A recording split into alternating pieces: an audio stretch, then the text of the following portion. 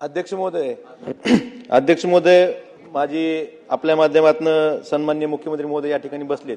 एक विनंती करायची आहे की स्मार्ट मीटर ग्रामीण भागातही जुने मीटर चांगले असताना लावले गेलेले आहेत, परंतु सध्या अध्यक्ष महोदय परीक्षेचा कालावधी आहे आणि स्मार्ट मीटरच्या माध्यमातून सिस्टीम मधून डिस्कनेक्शन झालेले आहेत आणि ग्रामीण भागात आमच्या धाराशिव जिल्ह्यात जवळपास 4000 घरगुती ग्राहकांचं डिस्कनेक्शन झालेलं आहे.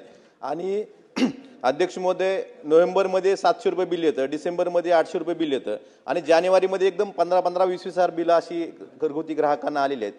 अध्यक्ष महोदय, माझी मुख्यमंत्री महोदयांना एवढीच विनंती आहे की या बिलाचे हप्ते पाडून देणं, बिलात दुरुस्ती करणं गरजेचं असलं दुरुस्ती करून देणं. आणि सध्या परीक्षेचा कालावधी असल्यामुळे डिस्कनेक्शनमुळे विद्यार्थ्यांना अडचण येते, तर हे डिस्कनेक्शन जे सिस्टीममधून झालेले आहेत हे डिस्कनेक्शन आपण हप्ते पाडून देऊन त्यांचे परत वीज पुरवठा करावा एवढीच विनंती आपल्या माध्यमातून करायची आहे. कोणी हप्ते पाडून मागितले तर निश्चितपणे देण्यात येतील. फक्त एकच आपण लक्षात घ्या की विजेचं बिल तर भरावं लागेल. आता आपण उलट स्मार्ट मीटरवाल्यांना तर 10% कमी बिल करून टाकलं आणि त्याच्यानंतर विजेचे दर देखील आपण कमी केलेले आहेत. त्याच्यामुळे पण तरी कोणाचं असेल तर आपण त्यांना हप्ते पाडून देऊ. नर साहेब बोला.